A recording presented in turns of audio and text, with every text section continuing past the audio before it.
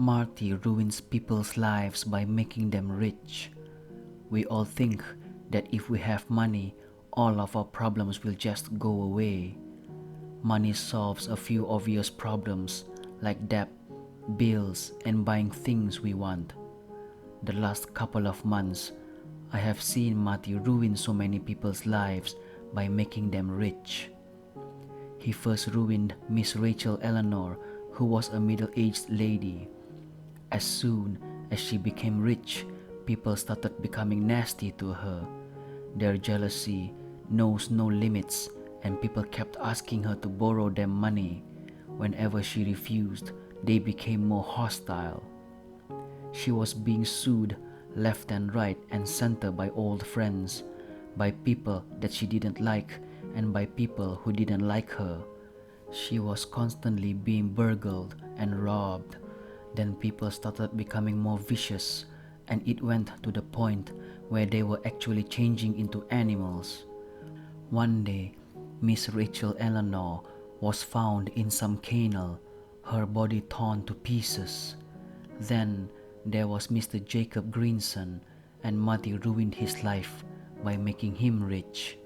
Every friend, relative, and old acquaintances all hounded him. This confused Mr. Jacob Greenson, as he told no one about his fortune. Even Marty doesn't spill the beans, as it was in the contract. Every day, Jacob had to defend himself from accusations, lawsuits, and physical altercations from people he has never met in his life. It's like whichever stranger walks past by Jacob, they instantly knew he was rich. Mr. Jacob Greenson was a frugal man who dressed like a poor man. Mr. Jacob even tried going to another country, but that was pointless because whoever walked past him instantly knew he was rich, and they would do the same thing as everyone else. One day, people started turning into menacing predatory animals, and they hounded on the poor Mr. Jacob Greenson till he was just bones. Then there was Craig, who was a lonely recluse who had no friends, no family, and lived alone. As soon as Marty made Craig rich by force, everyone in the area knew who Craig was. Lawsuits, physical altercations, and anyone who spotted him instantly knew he was rich even though Craig looked like a homeless man. Then people turned into menacing wolves, and they ripped Craig to shreds. His body was found in some field. Then one day Marty came to me randomly and said, "I want to make you rich now, Bill."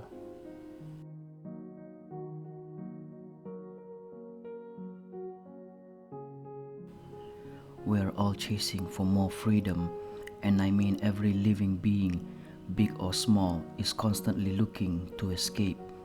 Humanity has come a long way with the amount of freedom and rights that people have. A couple of years ago, slavery was the norm, and people were divided by the color of their skin. Gender equality has come a long way as well, because it wasn't so long ago that women were restricted to being only mothers.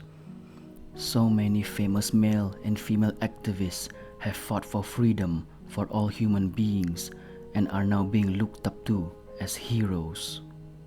Anything can be a prison though, and it could be a job you hate or being stuck in a relationship that is going nowhere. The need to be free from those types of prisons are just as strong as any other yearning for escape. Something always comes to trap us, and the fight to escape entrapments, however big or small, is the curse for being alive. People addicted to drugs used drugs to help them escape from one hellish lifestyle, only to be reliant on the drug to the point that it becomes their new prison. They traded in one prison for another. The way addicts escape addiction is through rehab and the use of other medicines as their ticket to freedom. The need to get out of things is in all of us, but with so many rights protecting us and the freedom to love, travel, and choose whatever takes our fancy, I must ask the question as to why people are so miserable. Considering everything that we have and the privileges our era has given us, unlike in the past eras, we sappy group of people living in the best of times, depression is prevalent throughout the globe and suicide is common, even though anyone from the past would think we are all living in the golden age of human civilization. I always used to think that maybe we are all ungrateful, but then opinions always change, like the seasons throughout the year. My daughter was looking for freedom, and she has always been depressed. Ever since she was a little tiny girl, she hated hanging around with other kids and was a very reserved child. The other girls naturally took to picking on her because my daughter was so different, and it was obvious that kids her age would not take her so easily. I have had to change her school multiple times now. Now, I have found a school where she can be herself. It's strange how children bully each other, as if they do not realize that what they say and do to each other has real effects on the other human. I guess maturing takes time. I tried to show my daughter the different types of hobbies she could get into, but she just doesn't seem to like anything, and everything just depresses her. I have spent quite a bit of money trying to get the best psychologist to deal with my daughter, but in the end, medication is all that we are given. I dreamt one day that my daughter would play with the other girls and enjoy all of the things that life has given us. Then one day, I awoke to my daughter laughing and chatting to someone outside our house, and as I looked outside, I couldn't believe that my daughter was socializing with someone. It was a woman I had never seen before, but my daughter seemed to connect with her somehow, and I was just so happy for her. When I tried to introduce myself to the woman talking with my daughter, she just simply walked away. My daughter had a smile on her face, like she felt relieved, and I asked her about the woman she was talking to, but my daughter just smiled and said, "Just a generous woman." Just like that, I started seeing my daughter hanging out about with this woman. I didn't try and intervene because for the first time, my daughter looked so comfortable in her own skin. At the same time, an adult woman hanging around my daughter of high school age did always concern me. My daughter was smiling though, and I guess I had intentions of inviting this woman over to my house to try to get to know her. I mean, I have tried many specialists to get through to my daughter, and I wanted to know how she did it. My wife was a little jealous and felt like she was a failure because she couldn't connect with our daughter. When my daughter went to school and she didn't want a lift, I received a knock on the door. There were two smartly dressed guys who were from the British Secret Services, and they had something serious to tell me. In the living room, they showed pictures of the woman whom my daughter had taken a liking to and told me that this woman had died in World War II. They showed us her documents and everything about her life and where she was buried, and the obvious questions were asked, but the answers were not simple to understand. "It's not the dead or anything supernatural," the first guy told me. "Do you believe in aliens?" the other one asked. "Aliens?" I replied. "We are not so sure how they came to our planet, but these aliens travel and feed off freedom. Our race is freer than ever before, and so these aliens can travel and feed so more than they could before," the first guy told me. "They use dead people as well to move around, as dead people are considered by them to be free," the second guy told me. And I couldn't believe any of this, and I told them to go away. Even when they showed me proof that they did truly work in the National Secret Service, I couldn't take any more of it. They gave me their card, and I was told to call them if anything started to escalate. As soon as my daughter came home, I banned her from ever seeing that strange woman ever again. My daughter started to cry and moan that it wasn't fair and that she really liked the woman. When I followed her into her bedroom, crying and wailing, we were both in shock when that strange woman was suddenly in her room.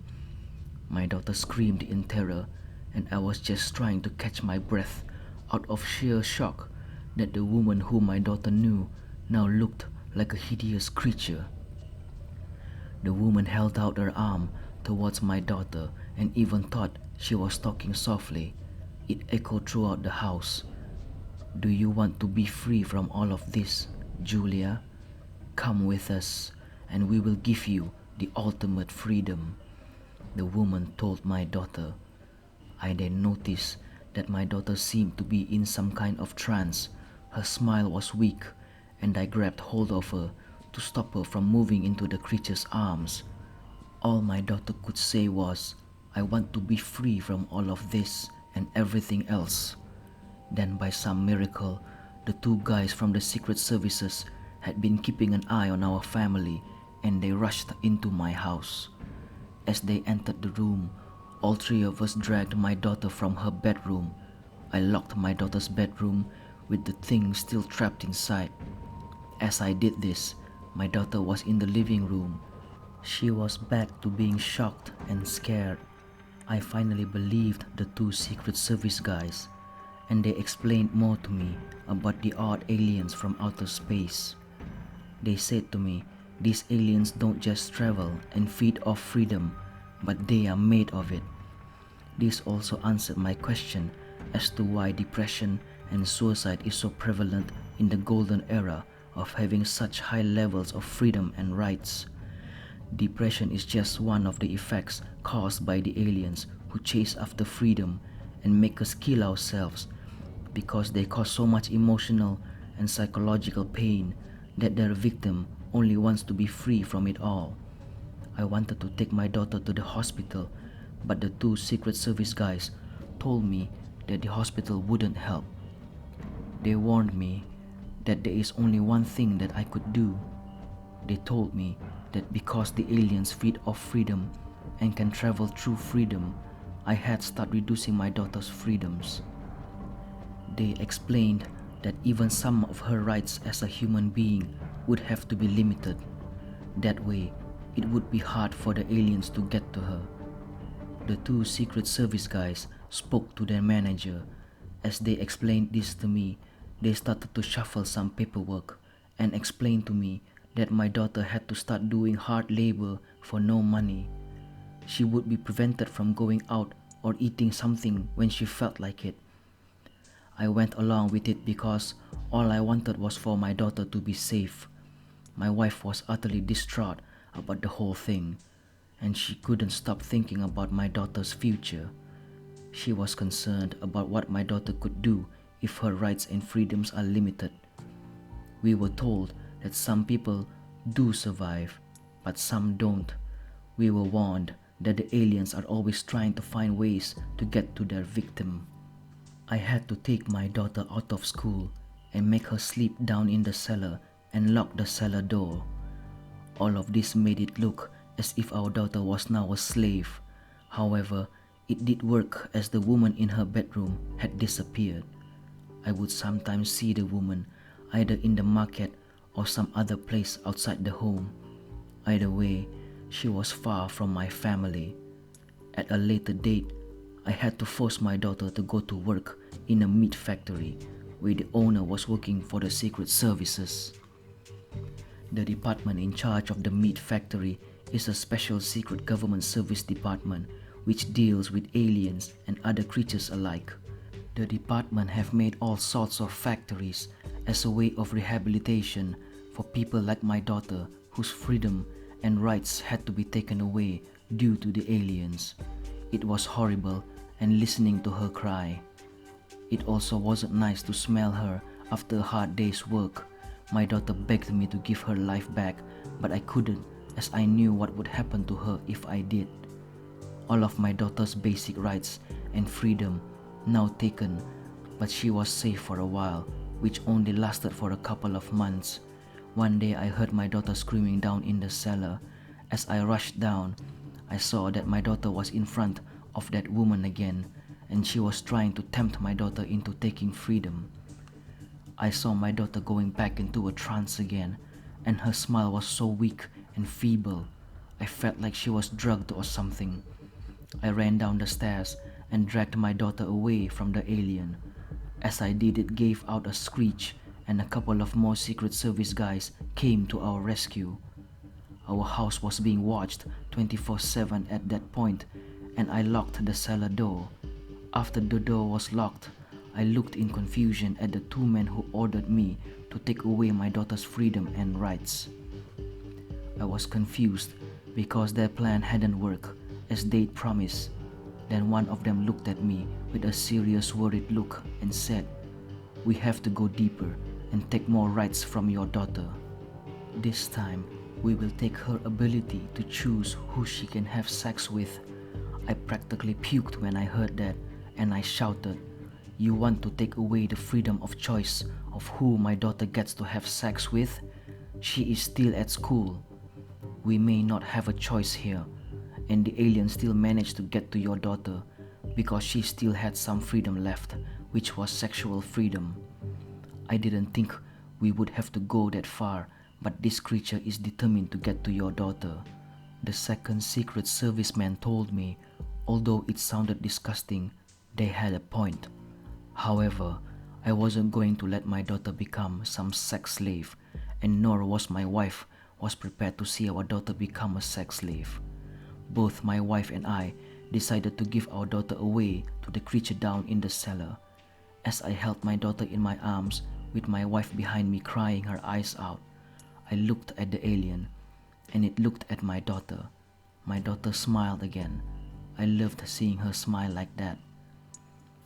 I realized then that I couldn't bear seeing her as some slave anymore. My daughter said to the alien, "I want freedom. I want to escape." And the alien touched my daughter, and she died in my arms. The alien looked at me and said, "Your daughter is now free from everything that has caused her so much agony." The next couple of years were hard. The relationship between my wife and me was not the same anymore, as we would both constantly argue and blame each other. It was not until recently we both saw our daughter again. We would see her in random places, which brought hope to us both. And one day she appeared in our house, and my wife and I were overjoyed. Our daughter was now offering me and my wife freedom. She is offering us freedom from the pain that life can give to parents whose child has died. Both of us know what we want. My wife was the willing participant, and now I have to try and protect her from the same fate my daughter had experienced.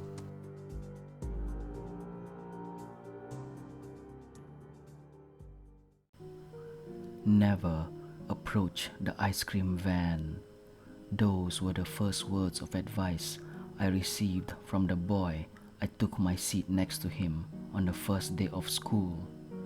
I was new to this small town, and coming from a pretty big city, I always assumed that people from smaller towns were a little odd. I didn't know exactly why, but I suppose when you're young, anything foreign seems strange. Thomas Chambers had only emboldened that perspective with his peculiar comment. I simply raised an eyebrow at him and raised my hands as if to say, "Okay," before turning back to the teacher. At 15 years old, I wasn't exactly chasing after ice cream trucks anyway. Even if I was, I imagined I'd be able to handle myself if the driver turned out to be one of those strange old men that creeps on kids. Regardless, for the rest of the period, I didn't think much of the comment. It wasn't until Thomas made it a point to sit next to me at lunch was this matter brought to my attention again. "Hey bro," he half yelled as he slid into the empty seat next to mine. "Look, I didn't mean to weird you out. I just wasn't sure if anyone had told you yet." I scoffed. "Told me about the ice cream vans? Is that some kind of urban legend or prank?" or something. Thomas turned his head with a perplexed look on his face. He seemed to ponder what to say before merely shrugging and picking up his lunch. I get the feeling you won't believe me. Ah well, that's really too bad. You seem like a cool guy.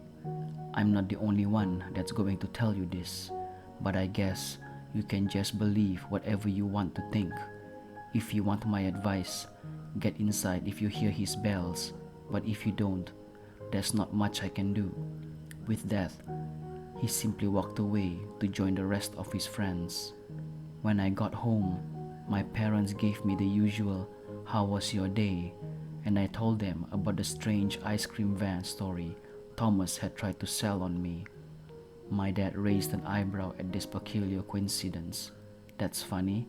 Some people at our work also mentioned something about an ice cream van. Must be some kind of weird small town prank. He laughed to himself, thinking about it, but I wasn't as amused. At that point, I was mostly sick of it. I get that in a small town where everyone knows everyone, maybe it makes sense to have some kind of initiation. Perhaps eventually, being in on the joke makes connecting with new people more comfortable. But it just seemed so stupid. When my dad made a joke about having ice cream after dinner, I politely excused myself to my room to find literally anything else to distract me. Weeks went by and everything was pretty standard. I made some new friends, joined the basketball team, and even started talking to this really cute girl named Miyuki. Things were trending in a positive direction and I was really starting to get comfortable in my new surroundings.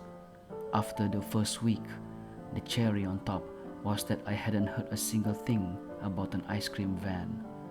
I was out one Saturday afternoon shooting some hoops on a small court around the corner from my house. I distinctly remember seeing a couple talking on a bench nearby. Both girls would occasionally look in my direction and smile before going back to their conversation.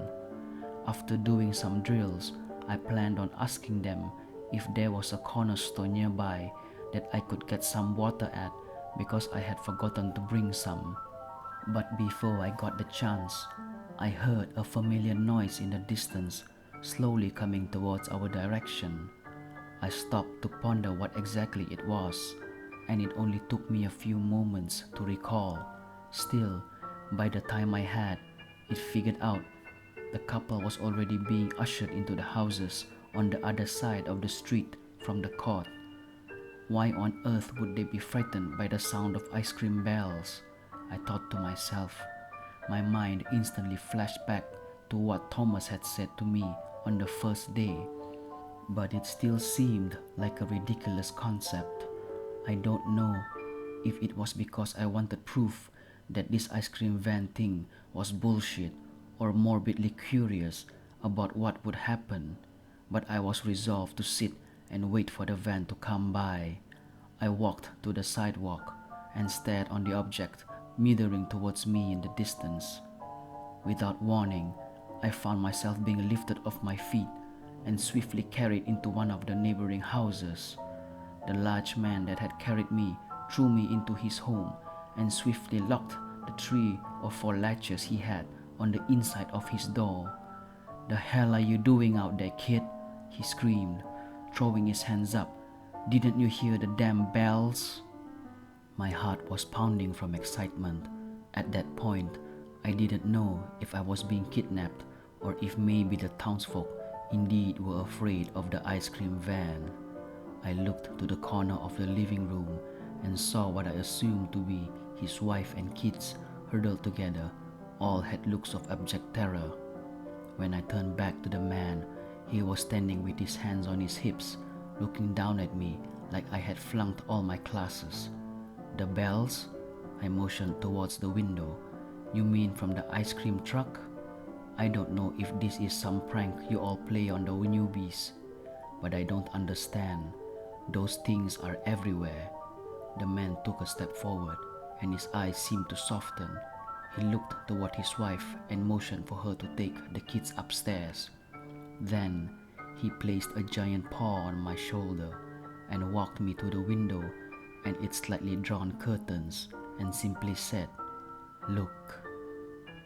I watched as a rusted gray van slowly made its way down the street. The windows were matte black and there didn't seem to be any unique markers on it other than a small square with printed letters reading, "Ice cream." It came to a full stop just a couple houses down from us and waited. Only a few moments later, its music began to blare much louder than before. The sound seemed to emanate from all around us.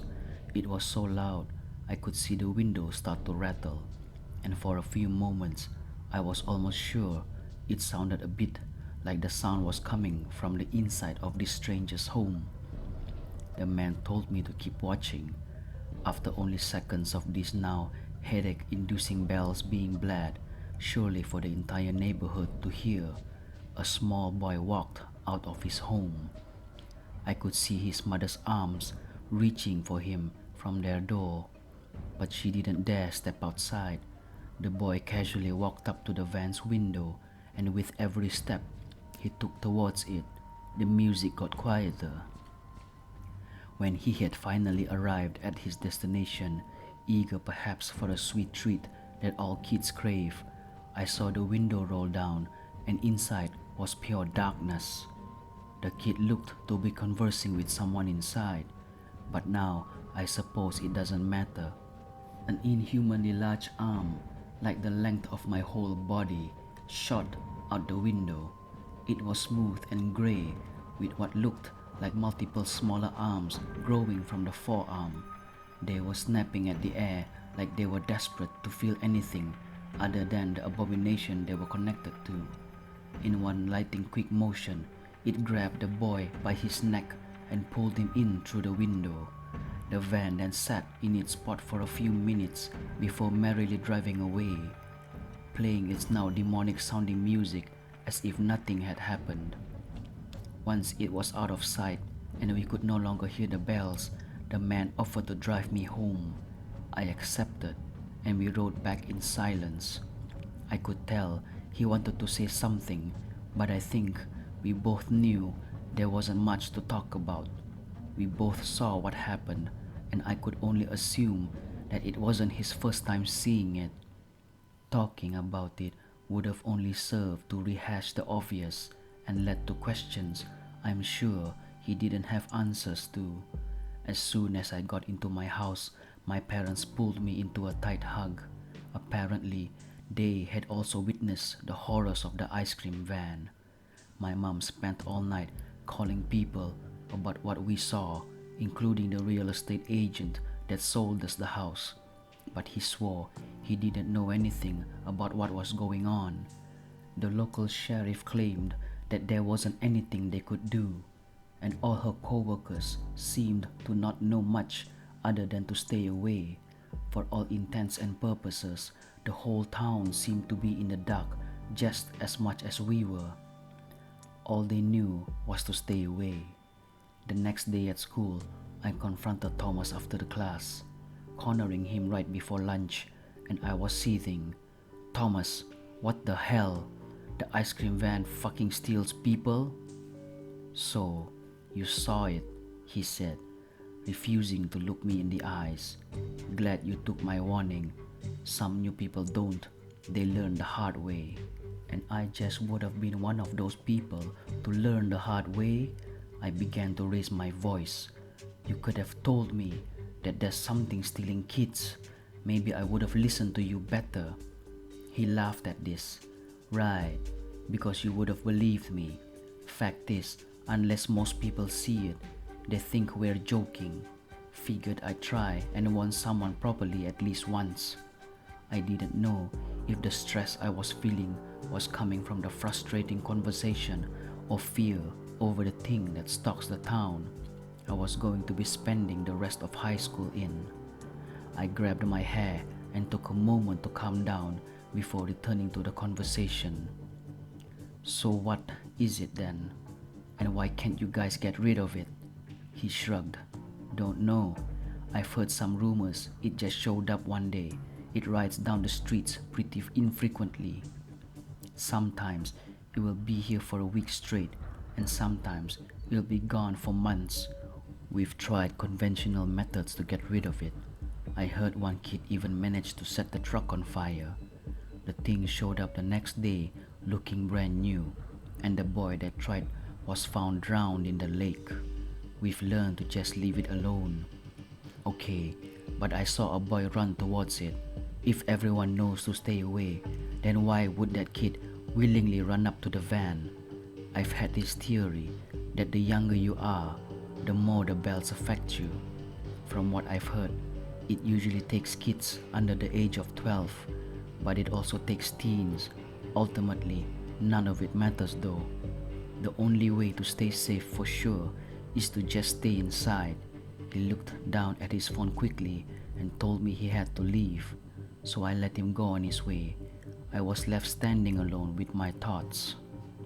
That night, I heard the bells strolling down my street, accompanied by the desperate wail of another parent who lost their child to that nightmarish thing. That night, I vowed to do everything I could to get out of that town.